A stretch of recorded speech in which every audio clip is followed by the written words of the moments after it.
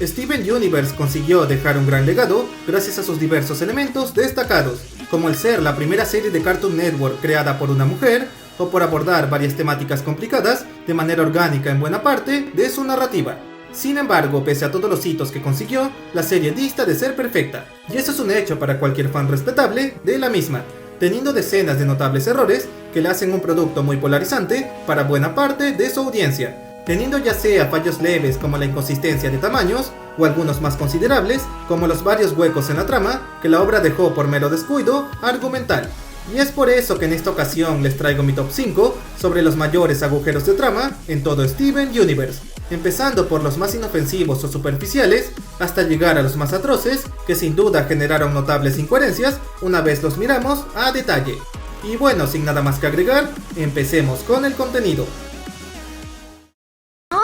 ¿Qué es esto? ¿Parecen ustedes con mi mamá? ¿Por qué todas usan ropa tan antigua? Vivíamos en esa época. Y en el último puesto de fallos narrativos, tenemos al que involucra el estilo de cabello de Amatista, ya que como se revela, esta emergió con el cabello corto al nacer hace milenios atrás, y se supone que lo mantuvo de esa manera en buena parte de su vida, o al menos hasta conocer a Greg, que es cuando gana admiración directa por el cabello largo en los humanos. Nunca había visto a un humano por aquí.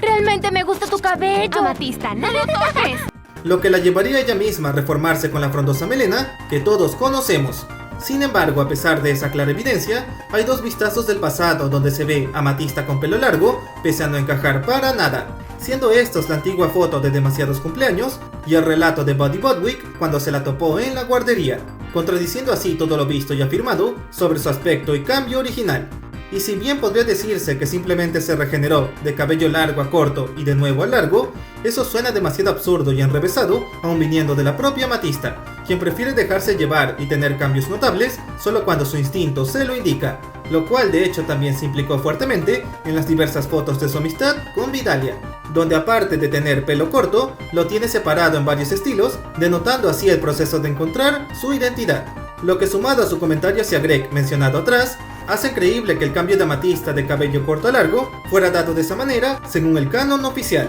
Y sin duda los hechos que la contradicen se pueden considerar una inconsistencia bastante tenue pero a la vez tangible. No sé qué pudo verle a alguien tan mágica como ella a un tonto como yo. Papá. Y en el cuarto lugar de incongruencias se encuentra la querida foto de Greg admirando a Rose, en la que este tiene la boca con un perrito caliente mientras contempla a su amada con una pasión y aprecio incomparables, siendo una imagen bastante memorable al ser el primer vistazo de Rose en toda la serie original. Pero además de aquel gran mérito, la imagen en sí misma también es curiosa por varios otros motivos, y siendo el más notorio de ellos la brillante pelona que tenía Greg en su cabeza.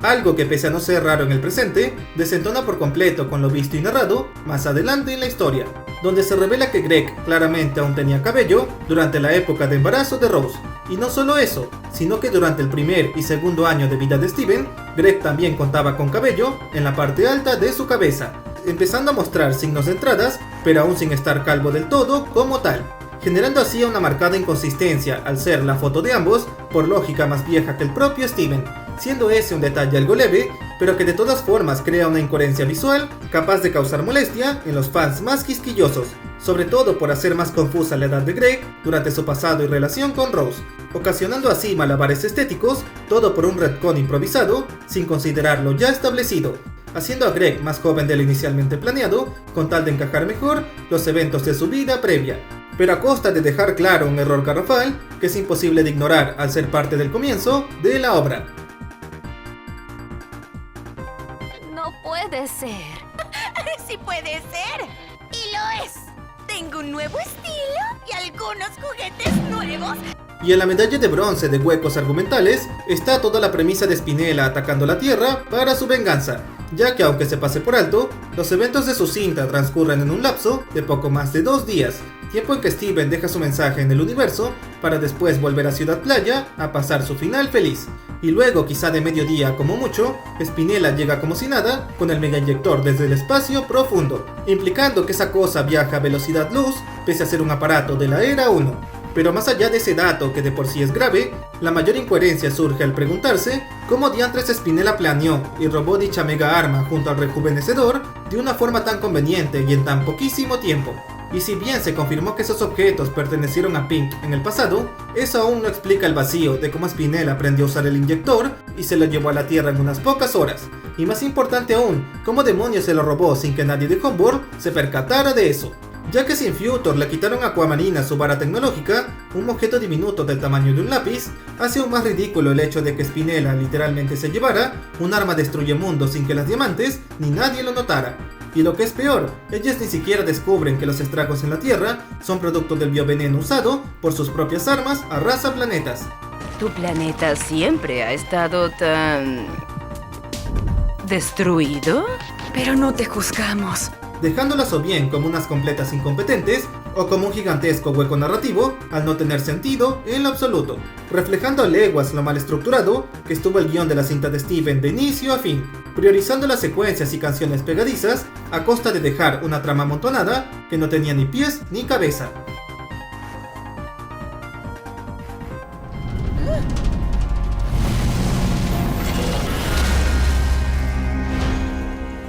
Y en la medalla de plata de agujeros tenemos la aparición de la nave de Pink como parte crucial de la trama, ya que aunque se pase por alto, dicho buque genera un error inmenso en cuanto a progresión argumental y lógica, y todo debido al hecho de que esa nave es tan sofisticada a pesar de su lejano origen en la Era 1, donde si bien ya había tecnología muy por encima de la humana, esta quedó bastante arcaica en comparación a la de la Era 2, al grado que Peridot las consideraba una reliquia en relación a los avances más recientes del Imperio. Y si con eso no bastara, la propia Dorito le menciona a Perla que las naves de Era 1 eran esencialmente meras cometas de viento, en contraste a los buques gema más modernos que literalmente podían desafiar las leyes de la física. Así que si ingreso las coordenadas, ¿nos llevará allí mismo? Es un poco más complicado que eso. Estas no son tus cometas de la primera era. Más bien estarás en teoría alterando la realidad si enciendes el motor de gravedad. Algo que Perla y las demás Gems desconocían por completo al haber estado varadas en la Tierra,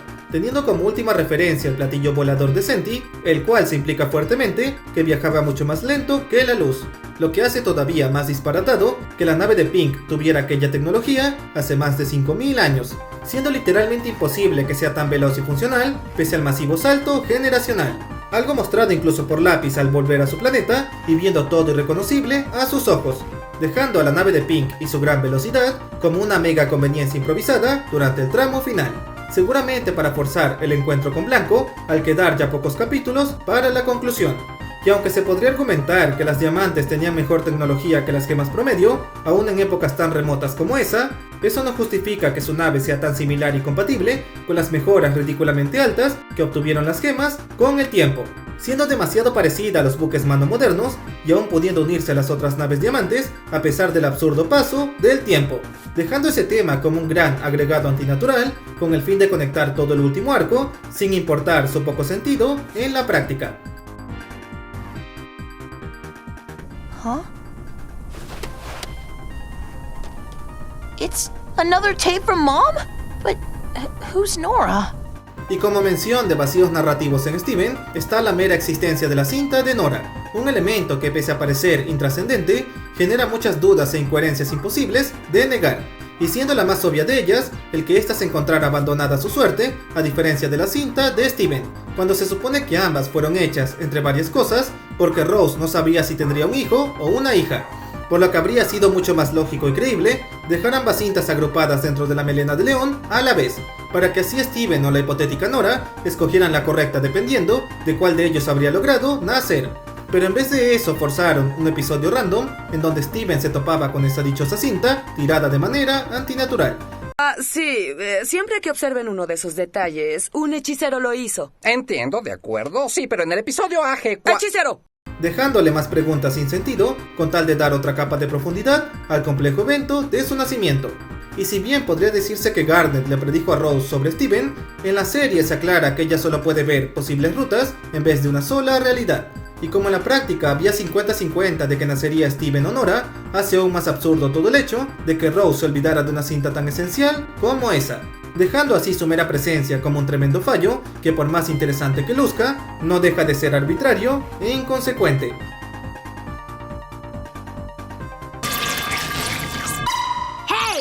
That's my door. Oh, Amethyst. Y en la medalla de oro de incoherencias en Steven, tenemos la contradicción del templo de cristal y la presencia de amatista en él, o mejor dicho, a su gema como parte de la estatua de obsidiana y teniendo hasta su propia habitación en el interior, algo que no tiene ningún sentido luego de conocer la historia de fondo de Amatista, quien se perdió de toda la rebelión al quedarse 500 años más bajo tierra, naciendo décadas después de la guerra a manera de una joya amnésica y defectuosa, lo que vuelve totalmente imposible que haya un cuarto especial para ella construido en el templo de cristal, ya que si bien la estatua de fuera pudo ser construida luego de su unión, seguramente por humanos o incluso por las propias gems, su estructura tecnomística interna sin duda era algo imposible de modificar ni por Rose, Perla o Garnet, más aún viendo cómo a Perla le costaba mucho crear cosas usando la limitada tecnología terrestre. Y como ni siquiera Bismuto mostró sorpresa al ver el templo, es lógico asumir que esa estructura fue creada durante la rebelión mientras ella seguía activa, seguramente en colaboración de varias gemas técnicas en un lapso de siglos,